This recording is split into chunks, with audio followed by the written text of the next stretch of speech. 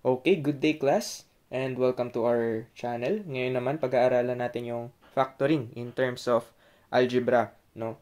So tatlong bagay, common factoring, trinomial factoring, tsaka yung difference of squares. So yung tatlong bagay niyan, mapag-aaralan natin sa video. So sige, let's start na kaagad, no? So dito muna tayo sa case 1, common factor.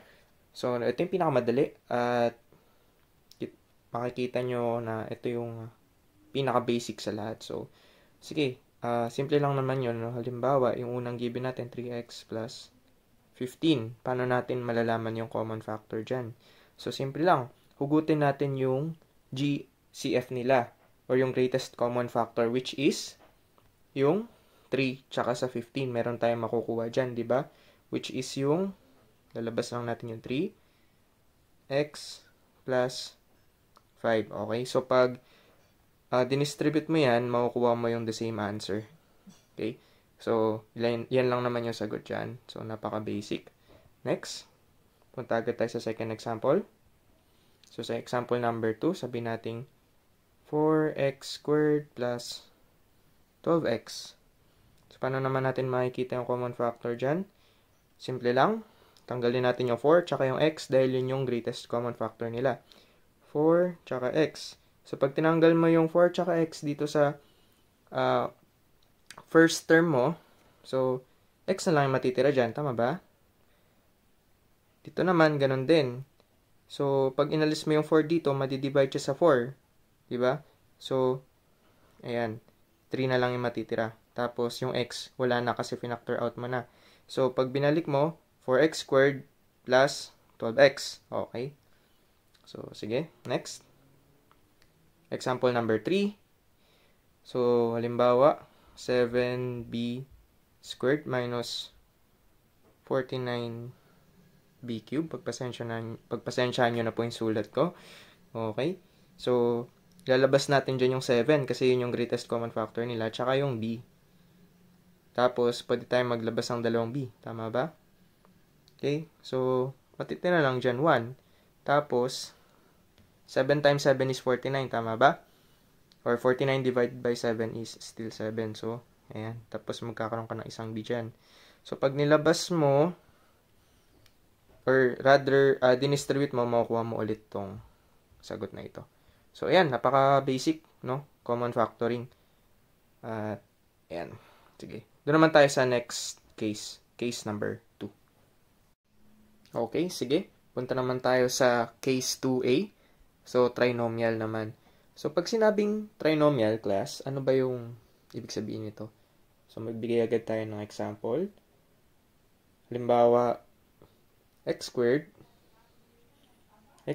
plus 5x minus 6. Ayan. So, yan ay isang example ng trinomial kasi meron siyang tatlong terms. 3 terms, no? Kaya trinomial. Okay. So, paano natin yun i-factor out? Hindi natin magagamit yung common factor dito. So, pinakamadaling paraan para ma-factor yan is tingnan natin yung correlation ng second and third terms. Okay? So, paano natin malalaman yun? Okay. First step, gawa ka ng iyong 2 pairs of parentheses. And then, pagdating naman dito sa 6, no?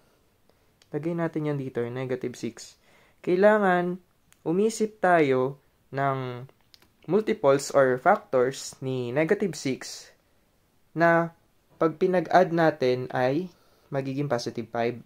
Okay? Which is yung middle term. So, ilista muna natin yung multiples of 6. So, magsimula tayo sa 1. 1 times 6. Okay? So, yan ba yung hinahanap natin? Pwede, no? Pag positive yung 6, tapos negative yung 1. Kasi, pag pinag-add mo sila, di ba? Ang kalalabasan niyan is positive 5, which is yung middle term. Okay? So, ito yung dalawang kailangan natin na ilalagay dito sa ating parenthesis. Okay? So, dahil x squared yan, okay? So, lalagay ka na kagad ng tigisang x dito. Okay? Kasi nga, x squared siya. So, dalawa yung parenthesis mo. 2 pairs of parenthesis. So, ilalagay natin yung negative 1 sa isa, and then, yung positive 6 naman sa isa. So, ganun lang kadali, di ba? So, pag Finoil method mo yan, or pag dinistribute mo yan, okay, makukuha mo itong parehong sagot. Ayan. So, ito na yung kasagutan natin dyan. Box ko lang. Okay, sige. Example 2 agad tayo. So, halimbawa naman, k squared minus 9k plus 20. Sundan lang natin, guys, yung ating ginamit na technique kanina. Nandito ang susi. Ayan, sa third term. So, lagay natin dito sa gilid. So, pag sanay na kayo, mabilis na lang to, no? Hindi nyo na kailangan ilista ng mano-mano. So, ano ba yung multiples ng 20 or yung factors ng 20 na kapag pinag-add ko ay mag-equal sa negative 9, which is yung middle term? Sige. Simula tayo sa 1. 1 times 20. Wala tayong mapapala dyan. Sa 2, meron ba tayong makukuha dyan? 2 times 10. Wala rin. So, sa 3, wala namang factor na 3 ang 20. Sa 4, meron. 4 tsaka 5. Pwede, no? So, negative. Tama ba? Bakit? Kasi negative 4 times negative 5 is equals to positive 20. Kasi negative times negative is positive. Pero pag pinag-add mo naman sila, yan ay negative 9. Okay, so ito yung dalawang factors na kailangan natin. Ngayon, lagay ulit natin yan sa dalawang parenthesis. Lagay ka ng dalawang k. Dikisa sila. Bakit? Kasi squared. Okay? Next, lagay natin yung dalawa sa loob, yung negative 4 at yung negative 5. Ganun lang kadali. Basic, di ba? So, remember, we are factoring trinomials, no? Yan, di ko mabox. Sige, hayaan na natin. Ganyan. Okay, so, sige, last example para dito. So, next naman, halimbawa, paano naman yung gagawin natin if ganito yung given? 2z squared plus 20z plus 48. Ngayon, kung mapapansin nyo, lahat sila ay divisible by 2. At pwede nating ilabas yung 2 as common factor. Tama po ba? Okay. So, sige. Bigyan ko na lang ng equal dito para tayo malito. 2z squared plus nilabas mo yung 2. So, mangangalahati na lang yan, which is 10z. Tama po ba? Plus, so again, divide mo to by 2 kasi yun yung nilabas natin, which is yung common factor nila. 48, yan po ay 24. Okay. Ngayon, kung mapapansin nyo, dito sa given na ito, yan po ay pwede na natin gamitin yung same technique na pinag-aaralan natin dito. So, again, kunin natin si 24. Labas natin yan. Kunin natin yung factors niya na ang magbibigay sa atin ay 10. So, ano kaya? Could it be 6? Tsaka 4? Tama po ba yun? Pag pinag-add mo yung 6 tsaka 4 is equals to 10. Pag minultiply mo 6 times 4 is 24. Okay, so yun na nga yung hinahanap natin, no? So, ganun lang.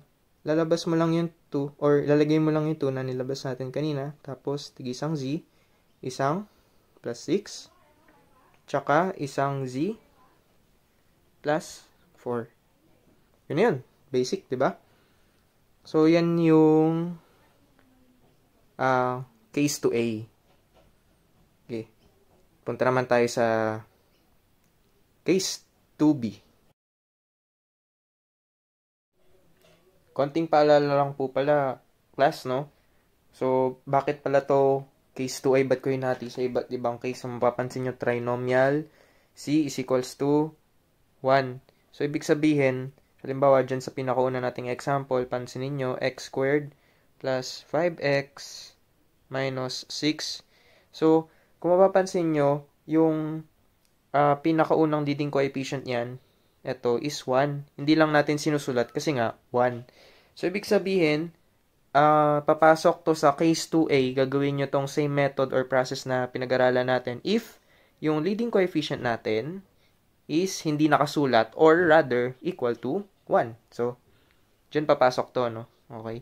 And then, konting notes lang. Kaya, bakit dalawang parenthesis? Kasi, naka-squared. Dahil dalawa yung factors niya. Kung, halimbawa, x cube yan, edi tatlong parenthesis yon. Okay? Pero, again, dito lang muna tayo. No? Saka na yung part na to. Anyway, punta na tayo sa ating case 3, or rather, case 2B. No? So, ito naman, case 2B, no? Sir, paano naman yan? Kung kanina, yung leading coefficient natin ay equal sa 1, ngayon naman, more than 1 yung leading coefficient natin. So, paano naman natin susolusyonan yun? Halimbawa, sa example na ito, 2b squared minus 5b minus 3. Ayan. So, kung mapapansin nyo dito, class, hindi po 1 yung leading coefficient natin. Kaya hindi natin magagamit yung previous method kanina. So, iba namang klaseng approach yung gagamitin natin dito. At matutuwa kayo rito kasi itong method na ito ay halos applicable sa lahat, no? Kaya, mahalaga matutunan nyo to, especially sa mga high school dyan. Napakahalaga ng technique na to. So, sige, simulan na natin. So, pinakauna nyong gagawin is pagmasdan or i-observe nyo tong first and last coefficients nyo. Kasi, kailangan natin silang ipag-multiply. So, ito yung first step, no? 2 times negative 3, which is negative 6. Tama po ba? So, what's next? Kailangan, i-observe naman natin itong middle term, negative 5.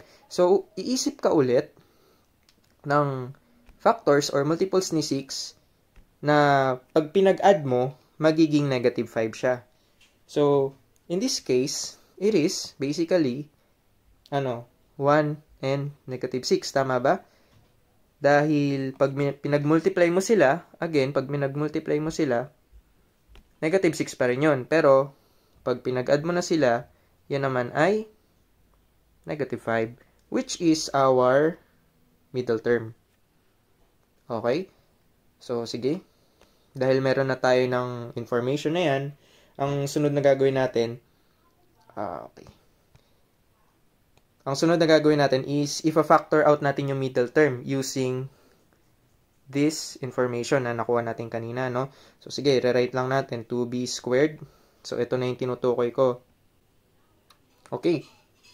So, ito muna, no? Yung 1. Lagay muna natin dyan. So, positive 1b. Tapos, negative 6b. Ito naman po yun.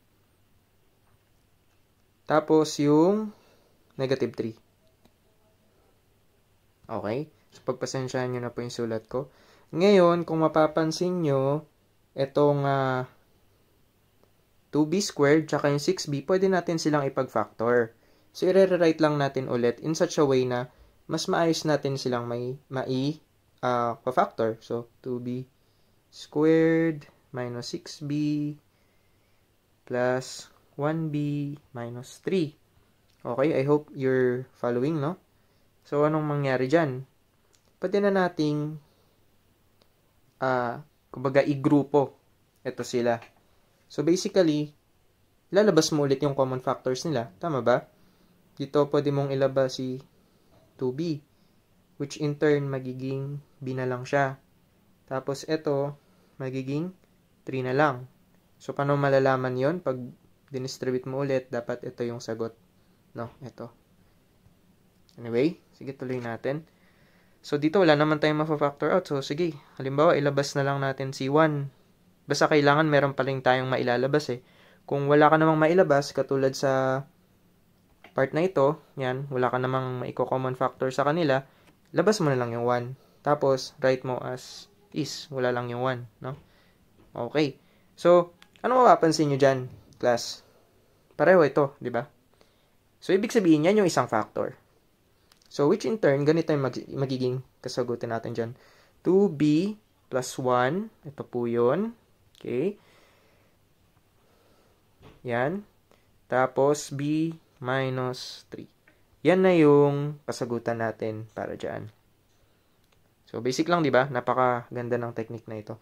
So, I hope na nakuha niyo yan dahil magagamit natin yan soon. So, sige, punta na tayo dun sa ating next case. Okay, dito naman tayo sa perfect square trinomial, case 2C. So, sige, bigyan agad tayo ng example. Paano naman yan, sir? So, pag sinabi kasing perfect square trinomial class, may meron kang mapapansin agad sa kanila, no? Halimbawa, itong example na to, p squared plus 6p plus 9. So, makikita mo pa lang dito sa relationship ng middle tsaka last term nila, meron silang common factor which is yung 3, 'di ba? So, pero paano nga natin malalaman, no? Definitely. Para makita natin na yan ay talagang perfect square trinomial. So, basic lang, kailangan i-multiply muna natin yung leading and last coefficient nila, which is 1. Hindi lang natin sinulat kasi nga 1, tsaka yung 9. So, 1 times 9 is equals to 9. And then, ano ba yung square root ng 9? So, kapag kinuha mo yung square root ng 9, di ba yan ay 3? Okay. Tapos, kailangan mo naman siya i-multiply sa 2. 3 times 2. Bakit? So, mamaya makikita natin kung bakit i-multiply sa 2, no? So, 3 times 2 is 6, which is yung middle term. Tama po ba? Yan yun. Okay. Kasi, class, kung titingnan nyo, yung standard formula or standard form ng ating perfect square trinomial ay ganito. A squared plus 2ab plus b squared. Okay? So, kung halimbawa, i-relate natin dito sa example natin, yung a squared dyan is yung leading coefficient. Tapos yung 2ab, yung 6p. Then yung 9 is yung sa part ng b squared. Okay, so sige, i-define na lang natin. Let's solve this example muna para mas maintindihan nyo. So okay, let's factor this out. P squared plus 6p plus 9. So, katulad nung isang example natin, kailangan maggawa ka ng 2 sets of parentheses. So, ilagay mo muna yung dalawang p, kasi nga p squared yan. Tama? Ngayon, paano mo naman malalaman? So, punta ka sa 9. Paano malalaman kung ano yung nasa loob? Okay, yung 9. Dahil nalaman natin na siya ay perfect square, dahil dito sa technique na ito, ay ilabas natin yung kanyang factors, which is, yun nga, 3 times 3. So, lalagay mo lang dito ay P3 plus P3, which is, kung mapapansin nyo, pareho lang naman sila, pwede nating i-simplify sa ganito. Ayan, I hope malinaw, no? Ayan, so yan yung definition ng perfect square trinomial. So, sige, next example, para mas maintindihan nyo pa. Paano naman kung ito yung given mo? 9c squared plus 6c, kaya ayusin ko lang yung sulat ko, plus 6c plus 4. So, paano naman yan pag ganyan yung given? So, hindi mo agad madadetermine, di ba? Kung yan ay perfect square trinomial. Unless na lang kung gamitin natin yung technique natin ito. So, sige, subukan natin. Sabi ni sir, multiply ko daw yung first and last coefficient. 9 times 4 is 36. Okay. Square root ng 36 ay 6. Okay. Tapos, yung 6 daw ay i-multiply ko sa 2. Lagi mo yung i-multiply sa 2, okay? Dahil nga, yun yung technique natin para malaman natin kung siya ay perfect square trinomial. 6 times 2 is 12. Okay? So, pareho ba? Ito yung middle term natin eh. Hindi naman siya 6. Hindi naman siya 6. So, this is definitely not a perfect square trinomial. So, hindi man mapa-factor. Kahit subukan mo, hindi man magagawa. Okay? So, yun lang. Just to show you na hindi ka dapat magpadalos-dalos sa paggamit ng technique na ito. Kasi nga, yan ay kailangan mo muna ma-determine kung perfect square trinomial yan. Sige. Anyway, may isa pa akong example dito para sa inyo na magagamit rin natin yung method na pinag-aralan natin kanina, no? So, halimbawa, 4x squared plus 12x plus 9. Okay? So, dito, malalaman agad natin na, or rather, madaling makuha yung sagot kung alam mo kung paano ma-determine kung perfect square trinomial ba siya.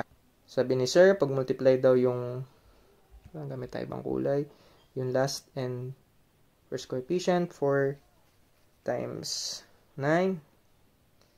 Okay, 36 pa rin. Next is square root of 36, di ba? Parang yung kanina lang. Square root of 36 is equals to 6. Ngayon, 6 times 2 is equals to 12. So, tama ba? Ayun, na-determine natin, no? Siya nga ay perfect square trinomial. So, which in turn, pwede natin gamitin yung formula natin kanina, yung standard form.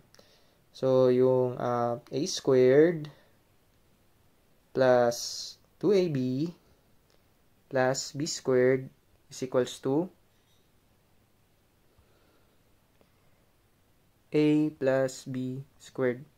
So, basically, kung gusto mong shortcutin yan, tingin ka ulit dito sa third term. So, mapapansin nyo, gamit na gamit tong third term, no? Kasi nandyan talaga yung sagot. Which is, pag in-square root mo yung 9, square root of 9 is equals to 3, diba? O, di yan na yung sagot mo. Tapos, ito rin pala, yung sa leading coefficient. Ano ba ang square root ng 4? Square root of 4 is 2. Tama ba? So, ang mangyari dyan, ang magiging kasagutan natin is, ito na lang. Right, sorry. 2x plus 3 squared. Yun. So, by using this formula, class, nakuha agad natin yung sagot. Diba? So, sana nasundan nyo yun, no? So, kung marunong kang kailangan mo nang ma-determine kung perfect square trinomial, tas gamitin mo tong formula na to, so, solve agad yung problema mo. Pero, sabi ko nga kanina, pwede mo rin gamitin yung method na pinag-aralan natin before. Diba? So, sige, subukan natin. So, ano ba yung given natin? 4x squared plus 12x plus 9. Subukan natin kung makukuha pa rin natin tong same answer. No? So, sige. So, paano ba yun? Yung kinuha natin kanina. Multiply natin si 4 tsaka 9. Tama ba? 4 times 9 is equals to 36. Tapos, mag-isip tayo ng factors of 36 na which in turn, pag pinag-add natin is yung middle coefficient. Okay. So, ano-ano nga ba? Sige, lista na lang natin. So, 1 times 36, hindi yan yun. 2 times 18, hindi rin yan yun. Sa 3 times 12, pwede ba? Hindi rin.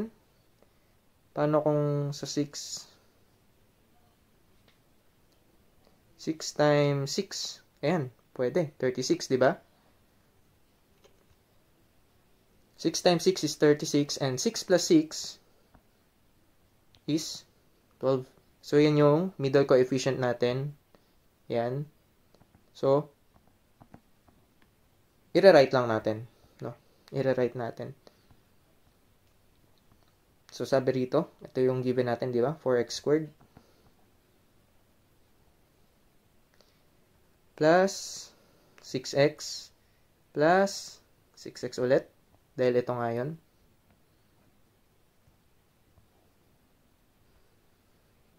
Tapos, plus 9. Hirap mag-navigate sa tablet. Pasensyaan nyo na. Okay. So, kailangan lang nating sunod na ikulong sila sa parenthesis. At, after nyan, pwede na tayong mag-factor out. So, ano ba yung pwede nating i-factor out dito, no? Sa 4, tsaka sa 6, which is yung 2x. 2x, x na lang matitira dito. or 2. Tapos dito ay 3. Dito naman may mapa-factor out ba tayo? 3. 3 lang. Tapos ito 2x plus 3. Ayun, kung mapapansin nyo, di ba? Pareho lang. So, pag inayos natin siya, ang lalabas dyan, 2x plus 3, tsaka 2x plus 3. Di ba? Nagamit natin yung dalawang method to solve this problem, which is, kung di nyo kabisado yung isa, meron pa kayong backup method.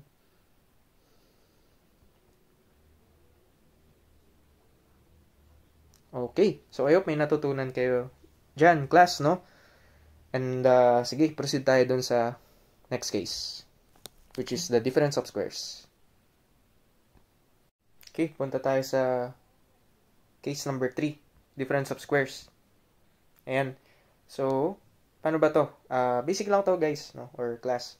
So, pag nakita kayo ng difference of squares, ito lang yung standard form niya. A squared minus B squared is equals to A, or rather,